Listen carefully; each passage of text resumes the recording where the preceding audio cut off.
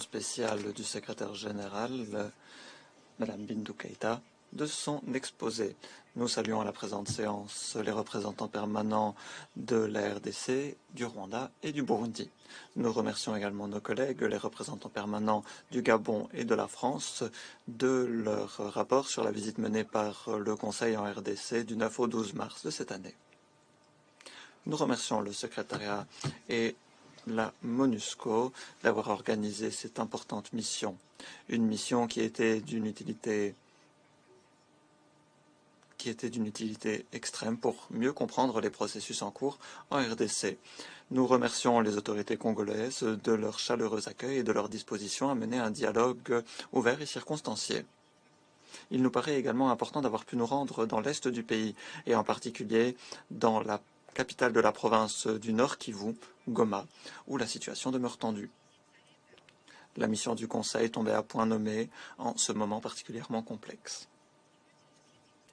Nous suivons de près l'évolution de la situation dans l'est du Congo. Nous sommes gravement préoccupés par les nouvelles escalades liées à la recrudescence des activités du groupe M23.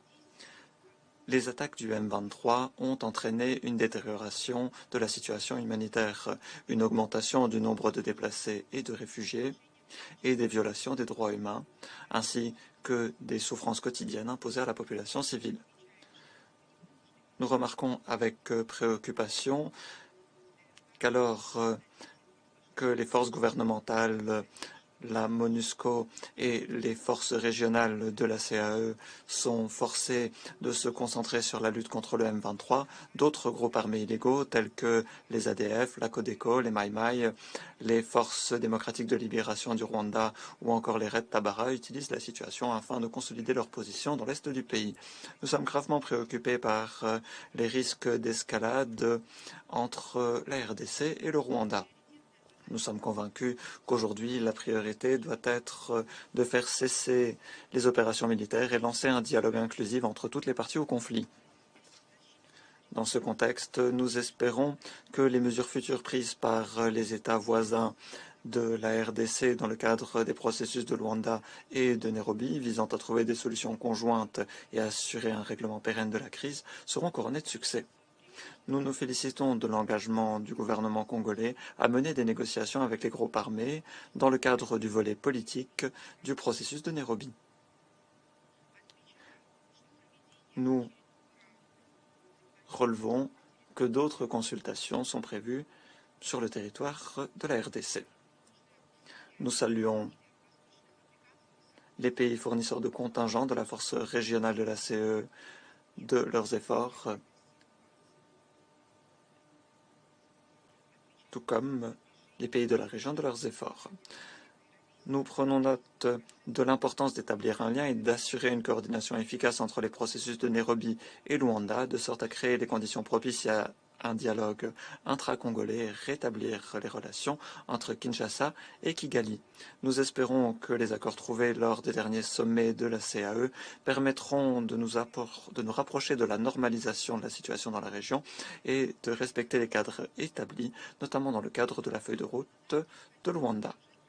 Il nous paraît important de poursuivre le travail pour mettre pleinement en œuvre les dispositions de l'accord-cadre sur la paix, la sécurité et la coordination et la coopération dans l'est de la RDC et la région des Grands Lacs de 2013. Nous appuyons les efforts de l'envoyé spécial du secrétaire général pour la région des Grands Lacs, Rwansia, visant à mettre en branle un dialogue entre États de sorte à désamorcer les tensions dans cette région de l'Afrique. Seules des solutions politiques nous permettront d'assurer la cessation des hostilités et créer des conditions propices à une stabilisation durable.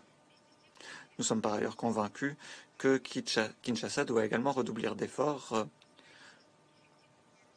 pour mettre en place des forces armées professionnelles, des institutions nationales en matière de défense et autres institutions. Dans des conditions difficiles telles que nous connaissons aujourd'hui, tant dans la région que dans le monde, c'est un élément essentiel afin de permettre au pays de mener une politique interne et externe indépendante, régler de manière indépendante les problèmes complexe auquel il se heurte, notamment compte tenu de l'histoire difficile du pays, et de rétablir le contrôle sur les ressources naturelles du pays, de sorte à ce que ces ressources soient utilisées pour le bien du peuple congolais. Nous nous félicitons d'ailleurs de la levée des exigences en matière de notification en ce qui concerne les fournitures en RDC d'équipements militaires. Nous réitérons notre soutien de principe aux efforts de la MONUSCO, sa direction et Casque Bleu. Nous les remercions de leur travail dans des conditions difficiles et de leur engagement à protéger la population civile. Nous exprimons nos condoléances à l'Afrique du Sud qui a perdu un Casque Bleu début février. Nous condamnons dans les termes les plus forts toute attaque et provocation à l'encontre des casques bleus et le personnel civil des Nations Unies. Nous espérons que toutes les questions liées aux ressources allouées à la mission, en particulier en ce qui concerne tous les équipements matériels et techniques nécessaires, trouveront une réponse opérationnelle et qualitative. À titre de principe, nous estimons que la présence de la MONUSCO dans les zones de conflit constitue un important facteur de stabilisation. Nous espérons que la mission se concentrera sur les tâches fondamentales qui découlent de son mandat. Nous espérons que les FARDC et la mission renforceront la coordination et que la coordination sera renforcée entre les autres structures régionales et nationales impliquées dans le règlement du conflit, de sorte à mieux pouvoir protéger la population congolaise. En ce qui concerne la mise en œuvre du plan conjoint de transition et de retrait progressif de la mission d'ici 2024, il nous paraît important, avant toute chose, de tenir compte de l'évolution de la situation sur le terrain et d'agir de manière progressive et responsable en étroite coopération avec le gouvernement de la RDC.